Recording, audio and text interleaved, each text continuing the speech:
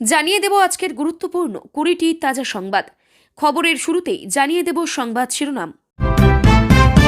Voter তালিকা বিতর্কে supreme কোর্টের নতুন মোড়, বাদ পড়ল লক্ষ্য ভোটার নিয়ে রাজ্য বনাম কমিশন সংঘাত। সারদা কাণ্ডে সুদীপ্ত সেনের জামিনে সরব কুণাল ঘোষ, রাজনৈতিক মহলে চাঞ্চল্য। তৃণমূলকে হারাতে সাম্প্রদায়িক শক্তির সঙ্গে কংগ্রেস জোট, ভরতপুরে প্রার্থী প্রত্যাহার ঘিরে জল্পনা। মমতার সভায় আগুন আতঙ্ক, হুড়োহুড়ির মাঝেই থামল ভাষণ, উঠছে প্রশ্ন। মা বাবার নাম আছে, আমার কেন নেই? দিলীপ ঘোষের প্রচারে বিস্ফোরক প্রশ্ন। মতুয়া ইস্যুতে বিজেপির বিরুদ্ধে ক্ষোভ, অমিত শাহকে নিশানা করে নতুন রাজনৈতিক সমীকরণ। খড়গপুরে দিলীপ ঘোষের কঠিন লড়াই, স্ত্রীকে নিয়ে বাড়ি বাড়ি প্রচার। উত্তরবঙ্গে তৃণমূলের মাস্টার প্ল্যান, চা শ্রমিকদের মজুরি ইস্যুতে অভিষেকের তোপ। কর্মী বিক্ষোভের চাপে কংগ্রেস, ভোটের মুখে একসঙ্গে 7 আসনে প্রার্থী বদল।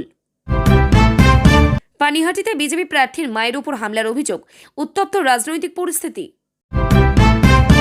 নির্বাচন কমিশন বনাম তৃণমূল তরজা তুঙ্গে, ডেরেকের অভিযোগে নতুন বিতর্ক। পানিহাটিতে হুঁশিয়ারি বিজেপি প্রার্থীর, আইনিভাবে জবাব দেব বার্তা। আলিপুর দুয়ার উচ্চারণে হোঁচট, নীতিন নবীনের ভিডিও ঘিরে কটাক্ষ তৃণমূলের। তৃণমূলকে কড়া বার্তা নির্বাচন কমিশনের, ভয়মুক্ত ভোট হবেই। বুথে ক্যামেরা বন্ধ থাকলেই পুনর্নির্বাচন, কড়া নির্দেশ কমিশনের। চুঁচুড়ায় তৃণমূলের স্বস্তি, অসিত মজুমদারের মান ভাঙা মুহূর্ত ভাইরাল। ভবানীপুরে বাদ পড়া নাম ইস্যুতে ফের সুপ্রিম কোর্টে যাওয়ার হুঁশিয়ারি মমতার। জ্ঞানেশ কুমার অপসারণের দাবিতে সুপ্রিম কোর্টে ইন্ডিয়া জোট, চাপ বাড়ছে। ভোটার তালিকায় গড়মিলের অভিযোগ, কমিশনে যাওয়ার ইঙ্গিত শ্রমিক ভট্টাচার্যের। নন্দীগ্রামে তৃণমূলের মিছিলে জয় শ্রীরাম স্লোগান, বাসুলিচকে রণক্ষেত্র পরিস্থিতি। এতক্ষণ শুনছিলেন সংবাদ শিরোনাম, এখন আসছে বিস্তারিত খবরে। বাংলার ভোটার তালিকা সংশোধন বা এসআইআর প্রক্রিয়া নিয়ে সংঘাত এবার চরমে। পরিস্থিতি এমন পর্যায়ে পৌঁছেছে যে খোদ দেশের প্রধান বিচারপতি সূর্যকান্তকে মোবাইল ফোন হাতে কোর্ট রুমে ঢুকতে হলো। সোমবার সুপ্রিম কোর্টের এই মামলার শুনানিতে উঠে এলো একের পর এক চাঞ্চল্যকর তথ্য এবং বাংলার প্রশাসনের শীর্ষ কর্তাদের প্রতি কড়া ভর্ৎসনা। মুখ্য সচিবকে কড়া ধমক ও ক্ষমা চাওয়ার নির্দেশ। শুনানির সবচেয়ে নাটকীয় মুহূর্ত তৈরি হয় যখন সুপ্রিম কোর্টের তোপের মুখে পড়েন পশ্চিমবঙ্গের মুখ্য সচিব দুষ্যন্ত নারিওয়ালা। কালিয়াচকে জুডিশিয়াল অফিসারদের হেনস্থার সময় হাইকোর্টের প্রধান বিচারপতি ফোন করলেও তিনি ধরেননি।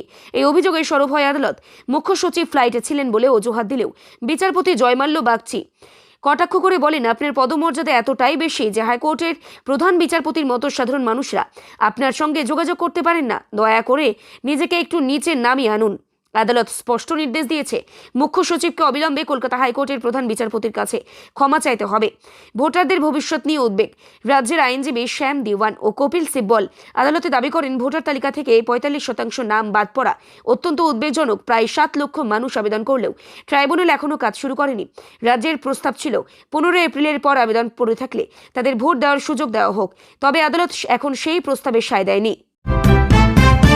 সারদা মামলায় জামিন পেলেন সারদা কর্তা সুদীপ্ত সেন। বুধবার হাইকোর্টের ডিভিশন বেঞ্চ সুদীপ্ত সেনের জামিন মঞ্জুর করেন। আগেই বাকি সব মামলায় জামিন পেয়েছেন সুদীপ্ত, অর্থাৎ এই মামলায় জামিন পাওয়ার পর জেল মুক্ত হতে চলেছে সুদীপ্ত সেনের। সব ঠিক থাকলে বৃহস্পতিবার জেল মুক্তি হওয়ার সম্ভাবনা রয়েছে সুদীপ্ত সেনের। এই ঘটনায় কুণাল ঘোষ বললেন, এখানে অন্য কোনো মন্তব্য করা অবকাশও নেই। সুদীপ্ত সেনের জামিনের নির্দেশের পর TV9 বাংলার তরফে যোগাযোগ করা হয় তৃণমূল প্রার্থী কুণাল ঘোষের সঙ্গে। তিনি বলেন, এটার সঙ্গে রাজনীতির কোনো সম্পর্ক নেই। এটা সম্পূর্ণ আইনের বিষয়। এই যে কোনো অভিযুক্ত কিংবা যে কোনো বন্দীর পূর্ণ অধিকার রয়েছে আদালতের কাছে জামিন প্রার্থনা করার। সমস্ত শুনানির পর আদালত জামিন মঞ্জুর করেছে। সম্পূর্ণ এটা আইনি বিষয়। প্রসঙ্গত, কুণাল ঘোষ ছিলেন সারদা গ্রুপের মিডিয়া উইংয়ের CEO। সুদীপ্ত সেন ছিলেন সারদা সংস্থার কর্ণধার। কুণাল ঘোষ মূলত সারদা পরিচালিত বিভিন্ন খবরের চ্যানেল এবং সংবাদপত্র পরিচালনার দায়িত্বে ছিলেন। সারদা কেলেঙ্কারি প্রকাশ্যে আসার পর থেকেই তাদের সম্পর্কে ফাটল ধরে। কুণাল ঘোষ অভিযোগ করেছিলেন যে তাকে বলির পাঠা বানানো হয়েছে এবং এই দুর্নীতির পেছনে আরও প্রভাবশালী ব্যক্তিরা রয়েছেন। অন্যদিকে সুদীপ্ত সেন একাধিকবার চিঠিতে জবানবন্দিতে কুণাল ঘোষের বিরুদ্ধে বিভিন্ন অভিযোগ এনেছিলেন।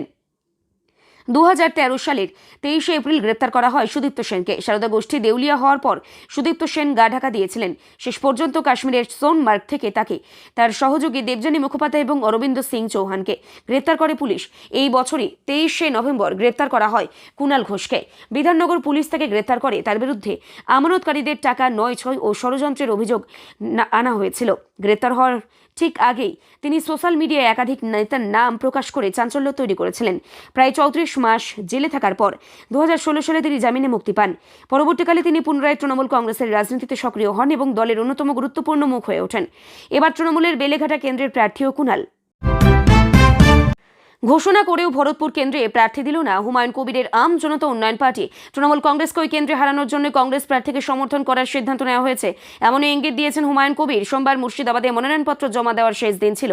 হুমায়ুনের দল এই কেন্দ্রে প্রার্থী না দেওয়ায় এই কেন্দ্রে নতুন করে রাজনৈতিক সমীকরণ দেখা দিল, এমনই মনে করছে রাজনৈতিক মহলের একাংশ। প্রসঙ্গত, ভরতপুর বিধানসভা কেন্দ্রেরই বিধায়ক ছিলেন হুমায়ুন কবির। দীর্ঘদিন ধরে তৃণমূল কংগ্রেসের বিধায়ক ছিলেন হুমায়ুন কবির, কিন্তু পরে তিনি বিদ্রোহী হয়ে উঠেছিলেন। তৃণমূল ছেড়ে নতুন দল বানাবেন হুমায়ুন, সেই জল্পনার কথা শোনা গিয়েছিল। পরবর্তীতে দল তাকে বহিষ্কার করে। আমজনতা উন্নয়ন পার্টি নামে নতুন দল তৈরি করেন হুমায়ুন। নতুন দলের রাজ্য সভাপতি করা হয়েছিল পীরজাদা খোয়ায়েব আমিনকে। বিধানসভার একাধিক আসনে প্রার্থী ঘোষণার কথাও জানিয়েছিলেন। ভরতপুর বিধানসভায় পীরজাদা খোয়াবের আমিনকে প্রার্থী করেছিলেন হুমায়ুন। তিনি নিজে রেজিনগর ও নওদা আসন থেকে লড়াই করেছেন। রাজ্যের শাসক দল তৃণমূল কংগ্রেসকে হারানোর একমাত্র লক্ষ্য, সেই কথা জানিয়ে আসছেন হুমায়ুন। কংগ্রেস নির্বাচনী লড়াইয়ের জন্য প্রার্থী ঘোষণা করেছিল। ভরতপুরের কংগ্রেসের প্রার্থী তৃণমূল কংগ্রেসের প্রাক্তন ব্লক সভাপতি আজহারউদ্দিন মোহাম্মদ সিজার। তিনি সম্প্রতি অধীর চৌধুরীর হাত ধরে কংগ্রেস দলে যোগ দেন। তাকেই কংগ্রেস প্রার্থী করেছেন। ভরতপুর বিধানসভায় পীরজাদা খোয়ায়েব আমিনকে প্রার্থী করেছিলেন হুমায়ুন। তিনি নিজে রেজিনগর ও নওদা আসন থেকে লড়াই করেছেন। রাজ্যের শাসক দল তৃণমূল কংগ্রেসকে হারানোর একমাত্র লক্ষ্য, সেই কথা জানিয়ে আসছেন হুমায়ুন। হুগলির আরামবাগের পরে শ্রীরামপুরে প্রচার সভায় সারছিলেন তৃণমূল নেত্রী মমতা বন্দ্যোপাধ্যায়। হঠাৎ সভার মাঝে ছড়িয়ে পড়ে আগুন আতঙ্ক। সভামঞ্চ থেকে উদ্বিগ্ন মমতা বলে ওঠেন, কোনো সাধারণ মানুষ হাত দেবেন না, একটা ফ্ল্যাশ হয়েছে। কেন হবে? স্বাভাবিকভাবে আতঙ্কিত হয়ে পড়েন সভায় উপস্থিত সকলেই। হুড়োহুড়ি হচ্ছে দেখে বক্তৃতা থামিয়ে দেন মমতা বন্দ্যোপাধ্যায়ও। তারপরেই তীব্র ক্ষোভ প্রকাশ করেন। মঞ্চ থেকেই মমতা বলেন, আপনারা ওখান থেকে একটু সরে আসুন। ইলেকট্রিকের কাজ করছেন কারা? তারা দেখুন, ভয় পাওয়ার কোনো কারণ নেই, একটু সরে আসুন। ইলেকট্রিকের লোকেরা কাজ করছেন, কোনো সাধারণ মানুষ হাত দেবেন না। একটা ফ্ল্যাশ হয়েছে, কেন হবে? মমতার করা হুঁশিয়ারি, যে করেছে তার বিরুদ্ধে অ্যাকশন নেওয়া উচিত। তারে সংঘর্ষ যে করেছেন, এই উদ্দেশ্যটা ভালো নয়। পায়ে তার লেগেছে বলেছে, এইসব অজুহাত দেখানোর দরকার নেই। তুমি এমন কিছু নিশ্চয় করতে দেবে না যে পায়ে তার লাগলেই একটা শর্ট সার্কিট হয়ে যাওয়ার সম্ভাবনা থাকে। কেন এই সব মিটিংয়ে কেয়ার নেওয়ার দরকার নেই? পশ্চিমবঙ্গ থেকে সব লোক তুলে দিয়ে এগুলো দেখার লোক নেই? ঘটনার আগেই মঞ্চ থেকে এসআইআর ভোটার তালিকা থেকে নাম বাদ যাওয়া নিয়ে সরব হয়েছিলেন তৃণমূল নেত্রী মমতা বন্দ্যোপাধ্যায়। ট্রাইব্যুনালের কাজ শেষ হওয়ার আগে কেন প্রথম দফার তালিকা ফ্রিজ করা হলো, তা নিয়ে প্রশ্ন তোলেন তিনি। এসআইআর নিয়ে বারবার আক্রমণের মুখে পড়তে হয়েছে বিজেপিকে। প্রচুর মানুষের ভোটার তালিকা থেকে নাম বাদ গিয়েছে, যা নিয়ে ক্ষোভ উগরে দেওয়ার ছবি রোজই প্রকাশ্যে আসছে। এবার প্রচারে বেরিয়ে এসআইআর অভিযোগ শুনলেন বিজেপি প্রার্থী দিলীপ ঘোষ। আজ সকালে খড়গপুরের 8 নম্বর ওয়ার্ডের রাজো গ্রামে প্রচারে যান তিনি। তখনই ওই ভোটার এসআইআর এর নাম বাদ যাওয়া নিয়ে অভিযোগ জানান। যদিও দিলীপ ঘোষের অভিযোগ, তৃণমূলের বিএলও রায় গন্ডগোল করছে, কাগজ জমা দেয়নি। এদিন সকালে খড়গপুরের 8 নম্বর ওয়ার্ডের রাজগ্রামে প্রচারে এসেছিলেন দিলীপ ঘোষ। সেখানেই অস্বস্তির মুখে পড়তে হয় বিজেপি নেতাকে। স্থানীয় এক বাসিন্দা জানিয়েছেন, ভোটার তালিকায় তার মা বাবা স্ত্রীর নাম থাকলেও তার নাম বিচারাধীন ছিল। এমনকি মঙ্গলবার সেখানকার বিএলও নাকি তাকে ফোন করে জানিয়েছে তার নাম বাদ গিয়েছে। সেই ব্যক্তি দিলীপ ঘোষকে সামনে পেয়ে সরাসরি প্রশ্ন ছুড়ে দিয়েছেন যে কেন তার নাম বাদ পড়ল ভোটার তালিকা থেকে, কেনই বা তিনি ভোট দিতে পারবেন না আগামী বিধানসভা নির্বাচনে। প্রচারে বেরিয়ে এভাবে আচমকায় প্রশ্নের মুখে পড়ে কিছুটা অপ্রস্তুত হয়ে পড়ে দিলীপ ঘোষ। তিনি এর পেছনে তৃণমূলের চক্রান্ত দেখছেন। সমস্ত ডকুমেন্ট জমা দেওয়ার পরেও নাম বাদ যাওয়ার জন্য তৃণমূলের বিএলওর ঘাড়ে দায় চাপিয়েছেন তিনি। দিলীপ ঘোষ বলছেন, কিছু লোকের নাম কেটে গিয়েছে, এটা তো তৃণমূলের তরফে বিএলওরাই গন্ডগোল করছে। নইলে মা বাবার নাম আছে, কিভাবে সেই ব্যক্তির নাম নেই? তাদেরকে বলছে ট্রাইব্যুনালে যাও, নইলে অনলাইনে আবার অ্যাপ্লাই করতে। 5 বছর আগে নির্বাচনের ঠিক আগে পশ্চিমবঙ্গে আসেন কেন্দ্রের স্বরাষ্ট্রমন্ত্রী অমিত শাহ। নিউ টাউনে মতুয়া মহাসংঘের কার্যকারী সভাপতি নবীন বিশ্বাসের বাড়িতে খাবার খেয়ে নাগরিকত্ব আশ্বাস দিয়েছিলেন। কিন্তু কার্যক্ষেত্রে দেখা গিয়েছে হাজার হাজার মতুয়ার নাম বাদ গিয়েছে শুধু রাজারহাট নিউ টাউন বিধানসভা অঞ্চলে। আর এই ঘটনাতে ক্ষুব্ধ অল ইন্ডিয়া মতুয়া মহাসংঘ। সংঘের কার্যকারী সভাপতি জানিয়েছেন আসন্ন নির্বাচনে বিজেপির বিরুদ্ধে ভোট দেবেন মতুয়ারা। অল ইন্ডিয়া মতুয়া মহাসংঘের কার্যকারী সভাপতি নবীন বিশ্বাস দ্য ওয়ালকে ফোনে বলেন, বিজেপি যেহেতু কথা দিয়ে কথা রাখেনি, আমরা এবার বিজেপির বিরুদ্ধে ভোট করাবো। অল ইন্ডিয়া মতুয়া মহাসংঘ এই সিদ্ধান্ত নিয়েছে। বিজেপির বিরুদ্ধে তার অভিযোগ, কথা দিয়ে কথা রাখেনি স্বরাষ্ট্রমন্ত্রী। তিনি বলেন, বর্তমানে আমি খুবই উদ্বেগে রয়েছি। এই ঘটনা খুবই হতাশাজনক আমাদের কাছে, অত্যন্ত পরিতাপের বিষয়। দেশের স্বরাষ্ট্রমন্ত্রী যখন আমাদের বাড়িতে আসেন, আমি তাকে আমার সাধ্যমতো আপ্যায়ন করার চেষ্টা করেছি। তিনি কথা দিয়েছিলেন মোদিজি আছেন, বিজেপি সরকার আসলে দেশভাগের বলি ছিন্নমূল উদ্বাস্তুদের নিঃশর্ত নাগরিকত্ব দেবে। কিন্তু নির্বাচনের ঠিক আগে হওয়া এসআইআর আসলে হয়েছে ঠিক তার বিপরীত। নবীন বাবুর দাবি, বাস্তবে দেখা গেল তড়িঘড়ি করে এসআইআর নাম করে নির্বাচন কমিশনকে দিয়ে আমাদের মতো উদ্বাস্তুদের নাম বেছে বেছে ভোটার তালিকা থেকে বাদ দেওয়া হলো। এটা অত্যন্ত হতাশাজনক আমাদের কাছে, আমরা এটা মেনে নিতে পারছি না। প্রসঙ্গত, সমাজ মাধ্যমে দেখা গিয়েছিল নবীন বিশ্বাসের নিজের নামই বাদ গিয়েছে ভোটার তালিকা থেকে। যদিও সেই খবর যে ভুল তা নিয়ে নিজেই জানিয়েছেন নবীন। তিনি বলেন, আমার নাম ভোটার তালিকা থেকে বাদ যায়নি, কেউ একজন নিজের সমাজ মাধ্যমে মিথ্যা খবর ছড়িয়ে দিয়েছেন। আমি নিজে দেখিনি, কিন্তু শুনেছি। তবে দুঃখের বিষয়, সব উদ্বাস্তু ছিন্নমূল মতুয়ার নাম বাদ গিয়েছে তালিকা থেকে। পশ্চিম মেদিনীপুরের রাজনীতির কেন্দ্রবিন্দু এখন খড়গপুর সদর। এবারের বিধানসভা উপনির্বাচনের এই আসনটি পুনরুদ্ধারের লড়াইয়ে কোমর বেঁধে নেমেছেন বিজেপির প্রাক্তন রাজ্য সভাপতি তথা হেভিওয়েট প্রার্থী দিলীপ ঘোষ। জয়ের বিষয়ে বিন্দুমাত্র খামতি রাখতে নারাজ তিনি, তাই কাঠফাটা রোদ উপেক্ষা করেই সাত সকাল থেকেই স্বস্তিক প্রচারে নেমে পড়েছেন দিলীপ ঘোষ। এদিন খড়গপুর সদরের অলিগলি চষে বেড়াতে দেখা গেল দিলীপ ঘোষ ও তার স্ত্রী রিঙ্কু ঘোষকে। বাড়ি বাড়ি গিয়ে জনসংযোগের মাধ্যমে ভোটারদের মন জয়ের চেষ্টা করছেন তারা। প্রতিটি দরজায় গিয়ে দিলীপ বাবু নিজেকে ঘরের ছেলে হিসেবেই তুলে ধরছেন। তিনি ভোটারদের বোঝাচ্ছেন খড়গপুরের মাটির সঙ্গে তার সম্পর্ক বহু পুরনো এবং তিনি সাধারণ মানুষের সুখ দুঃখের ভাগিদার হতে চান। গত বিধানসভা নির্বাচনে এই আসনটি বিজেপির দখলেই ছিল।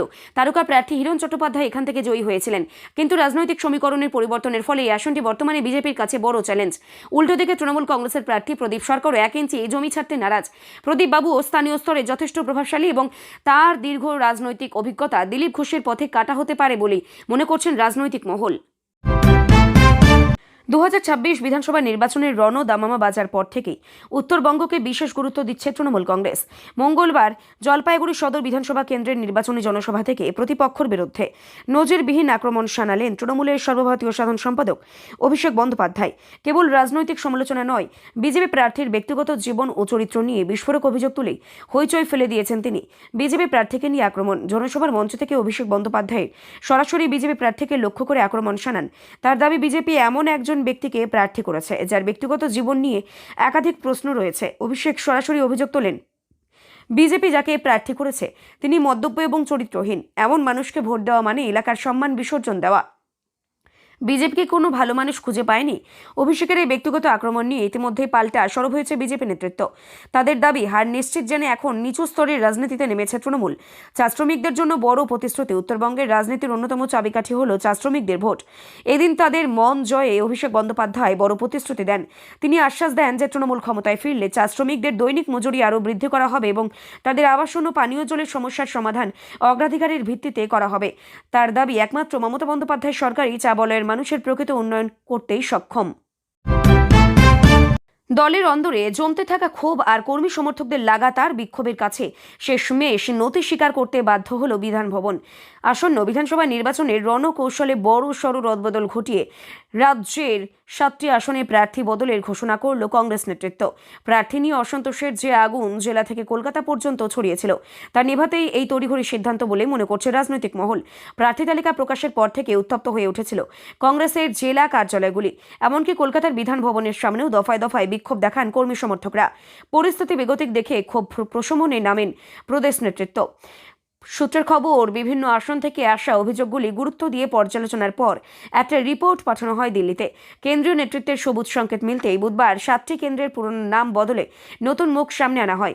একই সঙ্গে উত্তর 24 পরগনার হাবড়া আসনে প্রণব ভট্টাচার্যের নামও ঘোষণা করা হয়েছে। বুধবার প্রকাশিত সংশোধিত তালিকা অনুযায়ী দক্ষিণবঙ্গ ও উত্তর 24 পরগনার একাধিক কেন্দ্রে রদবদল ঘটানো হয়েছে। নদিয়া নাকাশিপাড়ায় গোলাম কিবরিয়া মণ্ডলের বদলে প্রার্থী হচ্ছেন তাহির শেখ। চাপড়ায় রহিদুল মণ্ডলের জায়গায় লড়বেন আসিফ খান। উত্তর চব্বিশ পরগনার পানিহাটি বিধানসভা আসনে আরজি করের ধর্ষণ খুন হওয়া তরুণী চিকিৎসক অভয়ের মাকে প্রার্থী করেছে বিজেপি।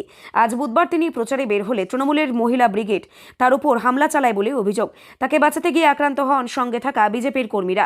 তৃণমূলের মহিলা ক্যাডারদের এলোপাথারি কিল চর ঘুষিতে বেশ কয়েকজন বিজেপি কর্মী আহত হয়েছেন বলেই অভিযোগ। জানা গিয়েছে পানিহাটি পৌরসভার 6 নম্বর ওয়ার্ডে ঘটনাটি ঘটেছে। আজ দলীয় কর্মীদের নিয়ে প্রচারে বেরিয়েছিলেন বিজেপি প্রার্থী। প্রচার চলাকালীন একদল 30 থেকে 35 জন মহিলা জয় বাংলা স্লোগান দিতে দিতে এসে হামলা চালায় বলেই অভিযোগ। হেনস্থা করা হয় অভয়ের মাকে। তাকে বাঁচাতে গেলে বিজেপি কর্মীদের ওপর হামলা চালায় বলেই অভিযোগ স্থানীয় বিজেপি নেত্রী সঙ্গীতা নন্দীর। তার অভিযোগ, তৃণমূলের মহিলা ক্যাডাররা প্রথমে ফুল ছিটিয়ে অশ্রাব্য ভাষায় গালিগালাজ শুরু করে। বিজেপি কর্মীদের ওপর চড়াও হয়ে এলোপাথারি ঘুষি মারে। এতে বেশ কয়েকজন বিজেপি কর্মী জখম হয়েছেন।